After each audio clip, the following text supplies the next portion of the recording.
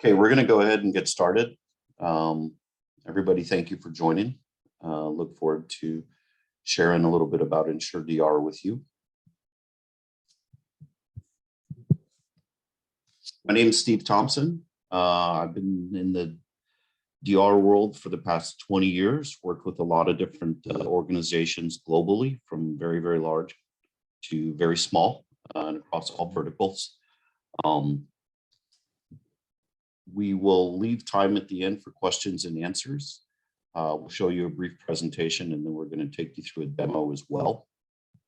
So first thing we'll do is give you a very high-level introduction to EnsureDR. So you have a sense of what we'll talk about. And then we'll talk about some of the challenges with DR that are really unique today.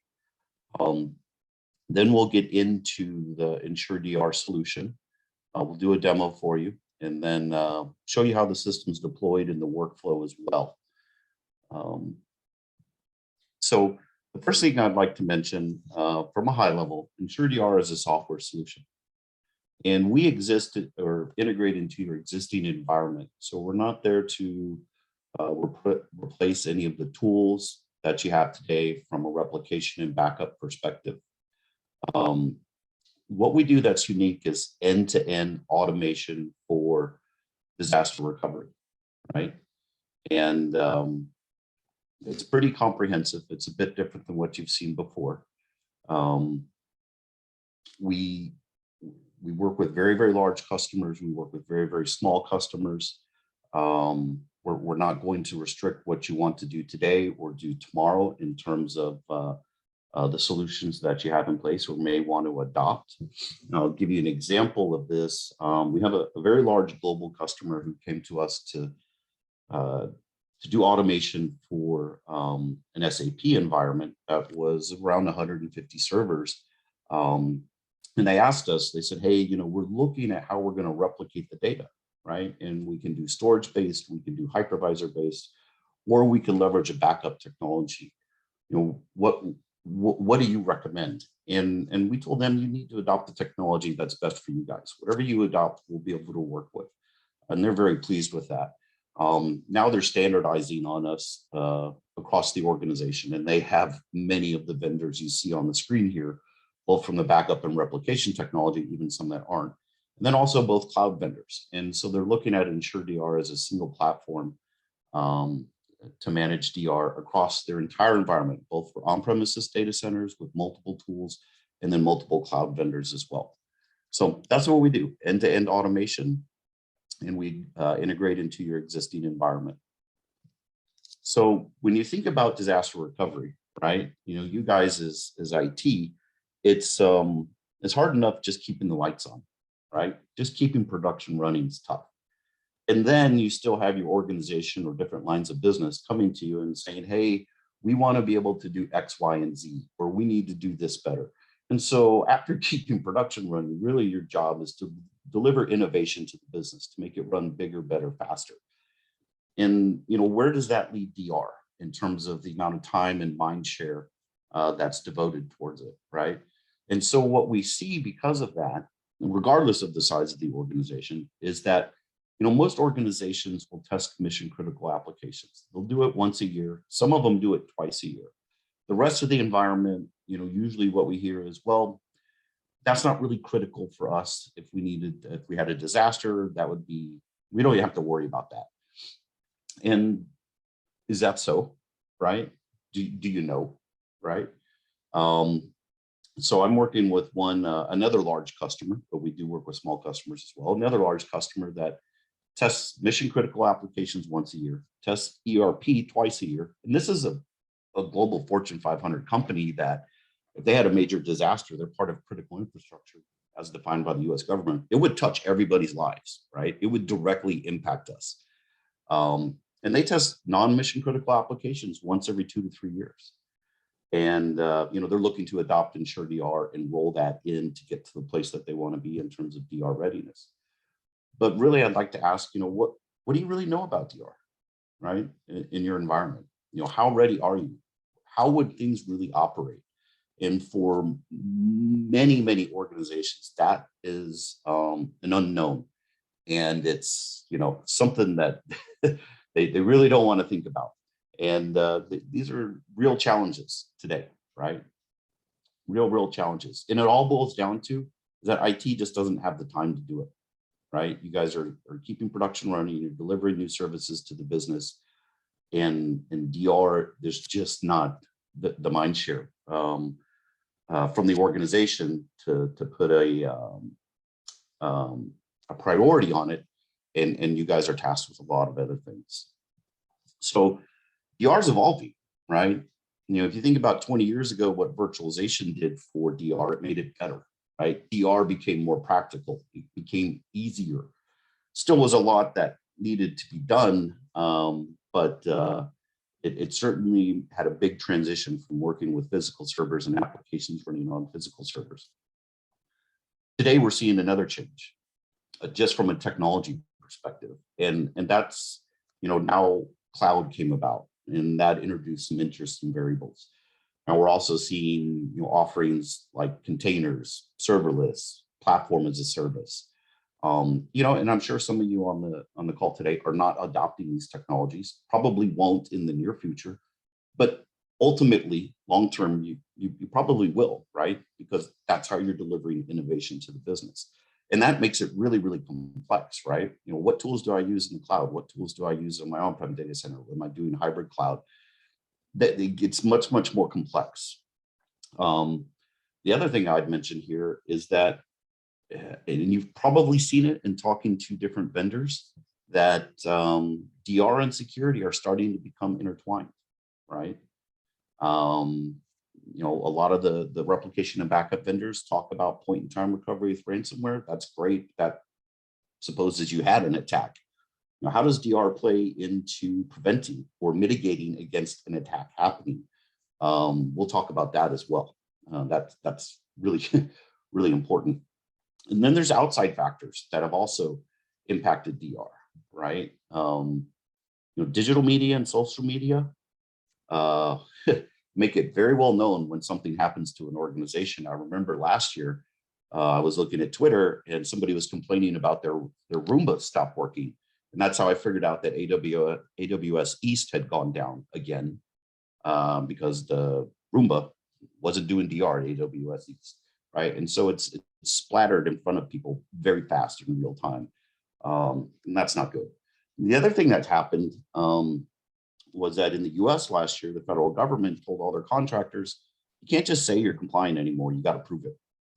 And for sure, that is going to trickle down to other sectors, right? It'll probably start with finance, it'll go to healthcare, it'll go to other industries as well.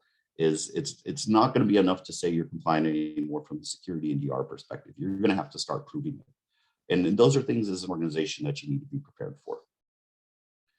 So how do we solve all this? Right? Well, the answer is with automation. And automation is already sort of, in the DR market today with backup solutions and replication technologies, right? If you think about backup solutions, there's a lot of really, really great ones out there. And recently, Rubrik and Cohesity have really started to change things. Veeam has been there for a while and done a great job. And even the older backup vendors like Commvault are starting to adopt automation, right? But their focus is to help you get data and a server up in the event of a server crash and do a restore, right?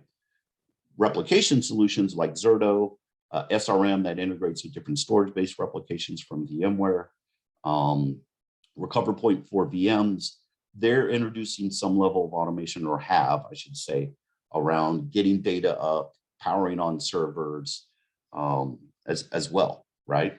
And when you think about this, they're both great. The backups may have a little more automation than the replication solutions, but really, if I'm going to recover, if I have a server crash, okay, I can recover from a backup. If I have a site disaster or a major outage and I need to recover dozens or hundreds, thousands of servers, I don't want to do that from my backup environment, right? I want to do that from primary storage for a lot of reasons that you guys are probably very familiar with. So EnsureDR, what we're doing with automation, as I mentioned before, it's end to end, right? It's not just data and servers. That's That's actually the easiest part of recovery. But what about networking configurations? What about operating system updates? What about firewall resolution? How do I pull DNS into this? All the things that you would need to do in the event of a recovery today. That's where EnsureDR comes in, and that's what we're doing. So it's not just enough to do a lot of automation, right? You still need intelligence because DR is really a big unknown. And so outside of providing end-to-end automation, EnsureDR is also going to provide you with a lot of insight and visibility into what's going on into the environment, right? And because we automate testing and we generate these reports, we allow you to be much more proactive in your DR environment, right? When there's issues, we'll alert you. Sometimes we can fix things on our own. We have a capability called AutoFix to fix issues. But the idea of EnsureDR is, hey, I'm going to not just test mission critical applications anymore. I'm going to test more. I'm going to run it automated, and I'm going to get reports and visibility each time I run a test. And if there's an issue, EnsureDR is going to tell me, you probably need to go look at this. There's something wrong here, and start pointing you in the right direction. Now, I mentioned, the federal government demanding proof of compliance earlier. We do have a customer in the defense industry that runs quarterly tests, and all the time they used to take to run a test and generate a report and write it all up and give it to federal auditors. Now they just take our reports directly, export them, and provide them over to federal auditors. So the reporting capability is very, very powerful. And I will also say, as IT, you guys have to deal with compliance and risk, right? And I'm sure you just love those people. Compliance and risk group, when you ask them, when we talk to them, we ask them, what's the biggest challenge with DR? They always say, we just don't know, right? We don't know. We see a spreadsheet, we get a Word document, maybe a PowerPoint, but we don't know. These reports are very, very suitable for IT compliance. It's very digestible and very consumable for those individuals. So we'll show you more of this in the demo in just a little bit. And we'll go to the demo now.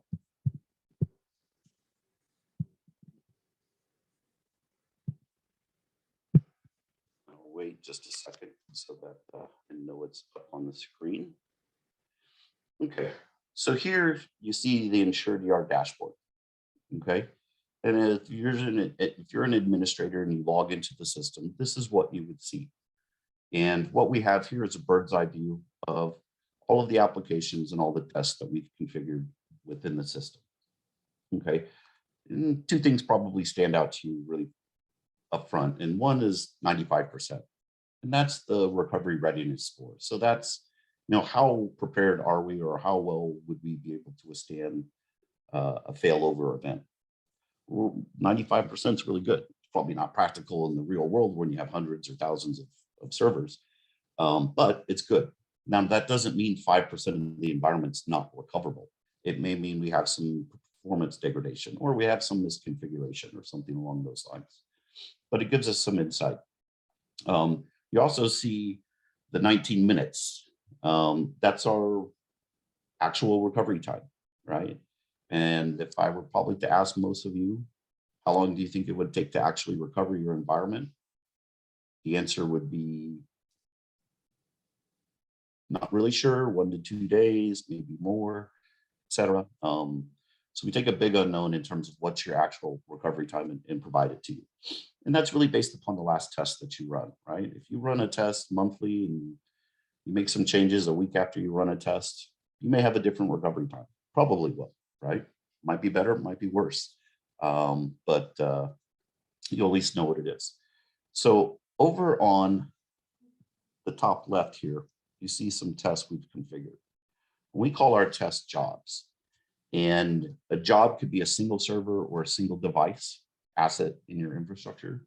Could be a multi-tiered application, a group of servers, could be a department, a line of business.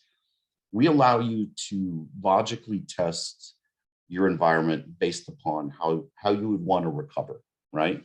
And a single server device could reside in multiple jobs, however you wanted to configure it. But we can also drill down into get a bird's eye view of each job, right? And we'll drill down into more detail here in a little bit. But if I come back up here, you can get some more information about what's going on in the environment, right? We can see over here that we have 24 virtual machines we've tested. We're not testing any physical devices. EnsureDR certainly can test physical devices. So maybe I don't just want to test my VMs and their connectivity, but I also need to test connectivity between the ESX servers, PaaS to the storage, etc. You can also see resources, right? So, hey, we've provisioned this for our DR site. What will we actually consume if we had to do a failover? This is really important in cloud, right? But it gives you some information. Are we over provisioned? Are we under provisioned? Are we prepared? We also have a timeline of a score history, so we can see how we're doing over time. And then we have some of the recent tests that we've performed within the system. Over here, you can see we have really just Zerto configured in the system. EnsureDR does support multiple types of, we'll call them data movers, but backup and replication solutions, right? And let's just take it from the perspective of storage-based replication. Yeah, we do that. Backup-based replication, yes. Hypervisor-based replication, yes, also. And then there's also application-based replication like Oracle Data Guard or SQL Always On. We certainly do those. And then there's cloud, right? Azure has their own native replication, Azure Site Recovery. AWS earlier this year released AWS Elastic Disaster Recovery. We support those as well. But here we'll do the demo with Zerto. So here we'll jump into some of the jobs. So we got a bird's eye view. Now we can get a little more information about the jobs that we've configured in the system. And I'll go ahead and click on this one. And this is a view as I get as an administrator, right? I get a snapshot view of the last job that we ran. And you can see that we can go back in time as well. So we can preserve these for years. You have a full audit trail of how things are doing. This one's at 78%, so it'll probably be a little more interesting. We'll find some issues. We notice that we have a recovery time of 27 minutes. But what actually comprises that recovery time? We can tell you that as well, right? So not just, how long does it take to recover this application, but where are our weak spots? Where are we potentially going to do really well at? We can discover that as well. Now, I mentioned before the system's automated, right? So what you would do, and I'll show you this, how to configure a job and set a schedule, and it just runs and notifies you how it did, right? But if you were to run a job, say on demand, or you wanted to watch it run a job, you would actually see things occur in real time. So you would see this banner start building out. You would see these tests start occurring. And it wouldn't be just click run and wait, right? You would actually be able to see things happening in real time, which is pretty interesting. You'll notice here, we had 3 issues that we couldn't fix. And we had 7 that we fixed on our own. We tested 8 servers.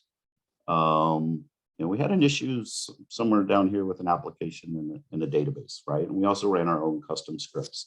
So we get a lot of information here. We can scroll down a little farther and we can see some of the servers that we configured. Now I'll go into a deeper view of this report, but as an administrator in the system, I get some intelligence about what's going on within the system. And you'll see that we do capture the boot up. And this is a GIF file, so it's not eating a lot of storage. And you can determine the frequency and how long the video capture is. You could capture also going out to a website. You can capture logging into the application, et cetera, as well too. Here we're just capturing the operating system booting up. And you'll see down here for each of these servers, we have a light green here, so we can see what tests we ran and they were all good. This guy over here, we had an issue. right? We had an issue with the database test. So what we'll do now is jump into that in a little more detail. Where was it at? No, I apologize here. Hold on just a moment. Come back.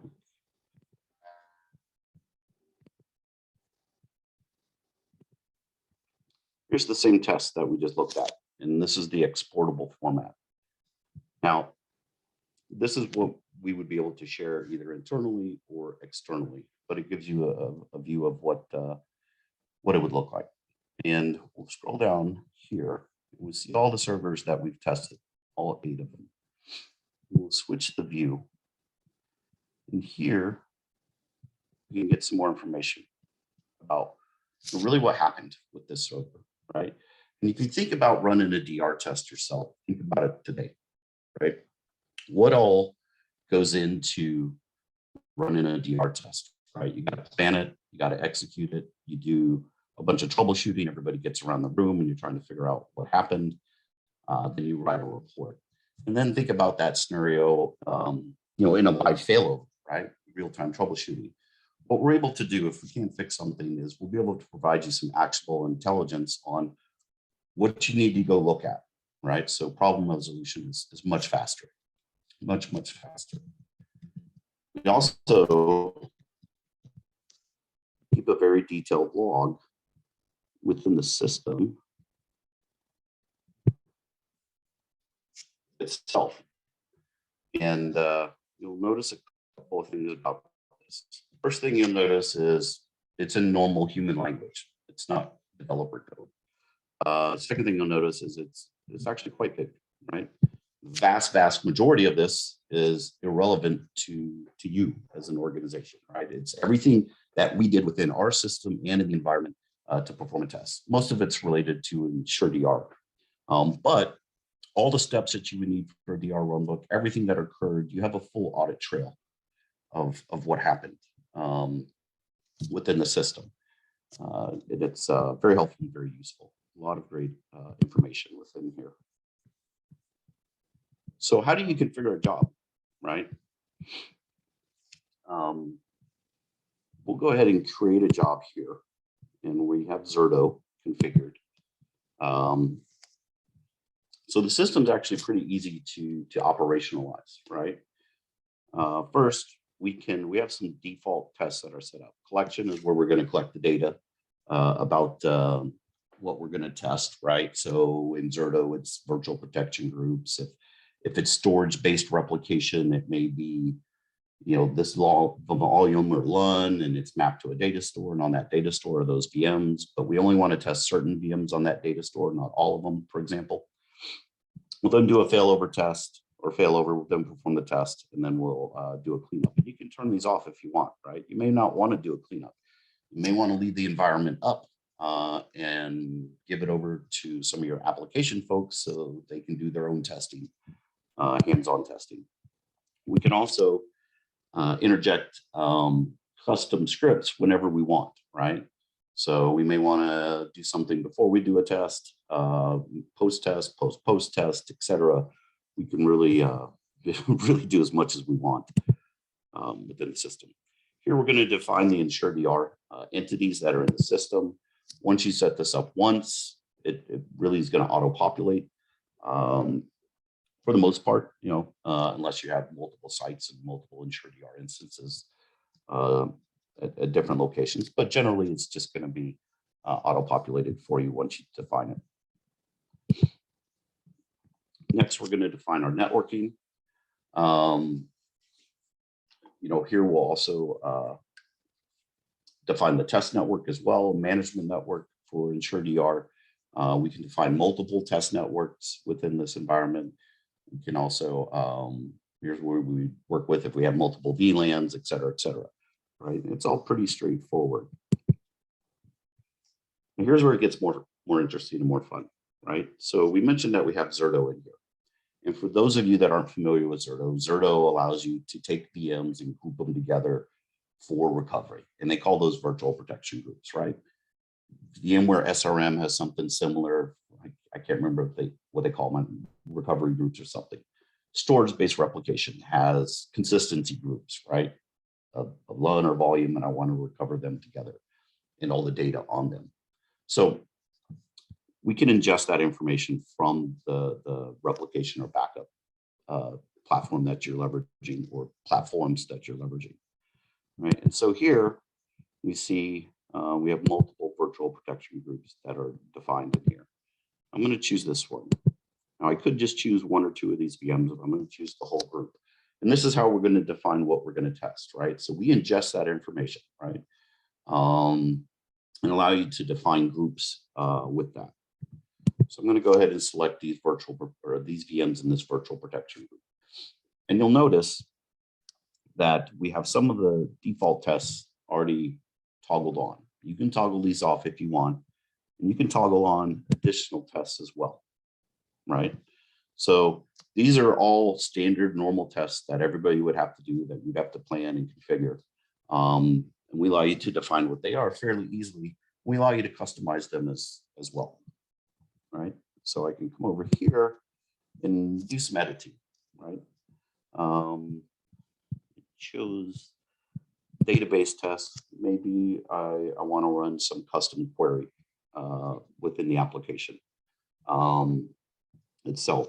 So again, you know, it's pretty straightforward in order to set up and administrate the system. Now, I've talked about large companies using this. Also, I have small companies. I have a customer that is a small community credit union, 6 branches. 2 people manage the system. You know, not the strongest skill set as an IT organization, but they're able to competently manage the system, both for testing and failover. And also, you know, a small organization, our pricing is generally very agreeable, certainly for the value within the system. Once I define what I want to test, I then get a summary screen that says, hey, here's what you've configured. Do you want to set up a distribution list or enter some emails for people to be notified when a test is run, get a copy of the report? You want to set up a schedule, and it'll run automatically in the background, right? And that's setting up and deploying EnsureDR. It's fairly straightforward, right? If you think about DR today, as I mentioned before, right? What would you do for a DR test today, right? You would have to plan it out. And it would probably just be for mission critical applications. You'd have to take time out and figure out when you're going to run the test. You'd have to troubleshoot issues that you ran into the test. And then for most organizations, post-test, you have to deliver results to somebody, right? And you may only do that for mission critical applications. Well, now we give you a way to automate much of that, run tests more frequently, and do it not just for mission critical applications, right? Do it for the entire environment. You know, I mentioned earlier that security and DR are becoming intertwined, right? You think about your DR, you know, the best thing you can do as an organization from a security posture perspective is know what your assets are and keep them updated and patched, right? That's the best thing. Because once an attacker gets in, they're looking for vulnerabilities and moving laterally. How vulnerable is your DR site to attackers, right? If you can improve the configurations and updating and maintaining of your DR site, you absolutely improve the security posture of your organization, because an attacker doesn't care if it's production or DR. They're just looking for weaknesses. So I'm going to back out of this. And now we'll go to the architecture.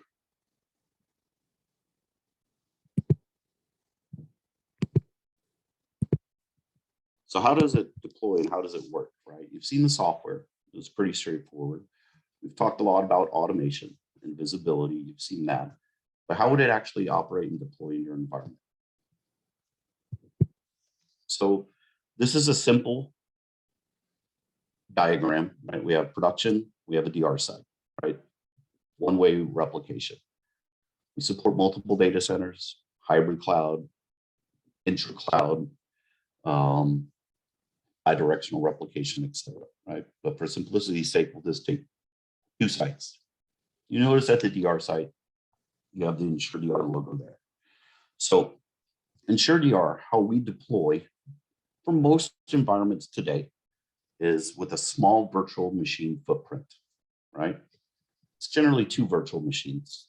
And those 2 virtual machines, give or take based upon your workload, can support up to 1,000 servers and devices. If you want to scale that, you just add 1 or 2 more, depending upon what you're trying to do. But it's a very, very small footprint.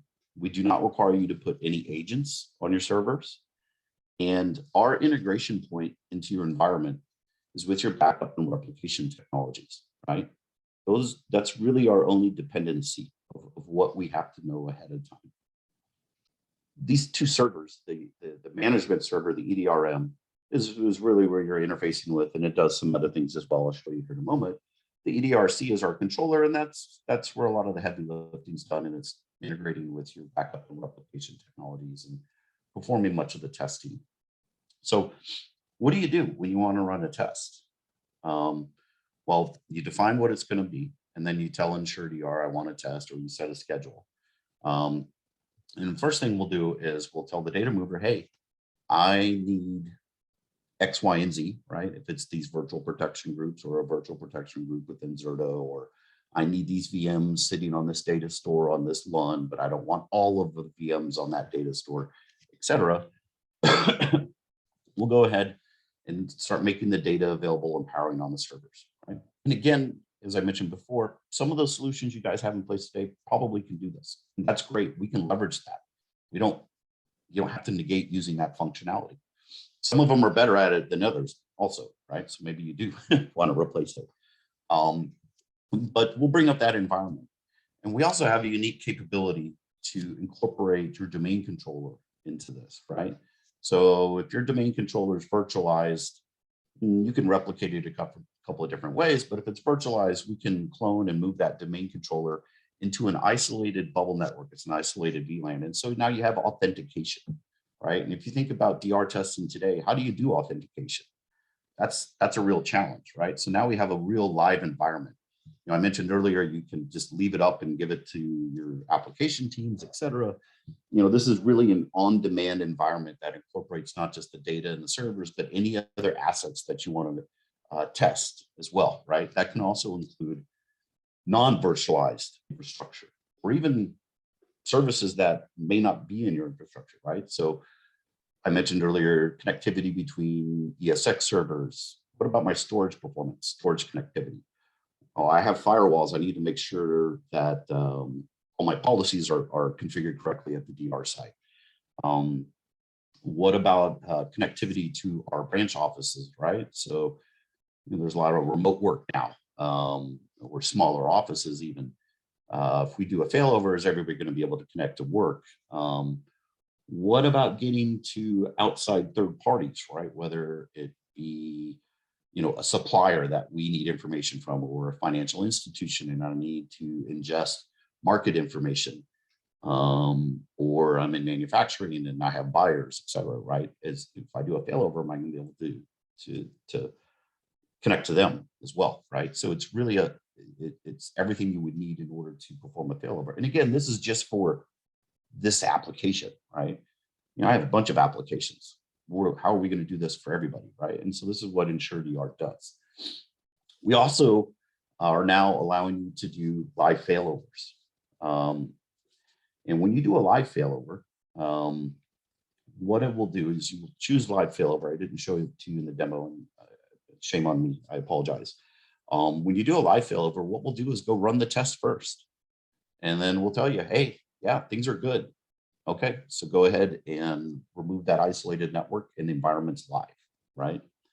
So it's sort of a pre-planned failover type scenario where you've tested it a bunch before, and you're going to test it right before you commit to failover, and then you're going to fail over. And if there are issues, you're going to know what they are and be able to troubleshoot much faster. So that's the architecture for the vast majority of our customers today, right? It's pretty clean, it's pretty lightweight. And when we do a deployment, usually to set the system up and run a test is a couple of hours or so. And then we can start doing more advanced testing after that. Here's something that's new. So earlier this year, AWS announced their Elastic Disaster Recovery, right? AWS really hasn't had a DR story. They came to us towards the end of last year and said, we want you guys to integrate with our new offering that we're going to offer. And we'd like you to provide all the DR automation for our infrastructure as a service offerings. So we've done that, right? And it's in beta right now. You're welcome to test it. We have people using it right now. But it's a SaaS service, right? So we run as a software as a service within the AWS cloud. And it works for DR to AWS and works for DR across AWS regions and availability zones. It is available in the AWS marketplace. It's a great offering. We're excited about it. AWS and our organization are working jointly with customers to really enhance the recovery capabilities and protection across AWS globally. So really, what have we talked about today? The biggest thing we've talked about today is taking, what is probably one of the biggest, if not the biggest unknowns in your environment and making it known and doing so with confidence, right? We have a platform that will allow you to not just automate testing of mission critical applications. You can now start automating the entire environment, right? You don't have to say, well, we wouldn't need to recover that, or we can live without that for a while. And again, it's an unknown. Do you know if you can live without it? Because you may not, right? We have a single solution that can do automation across the entire infrastructure. It's going to take less time and effort to do that at scale and much more frequently than you do today for your mission critical applications once or twice a year. It will definitely require less time and effort once you deploy the system. And it covers your entire environment, right?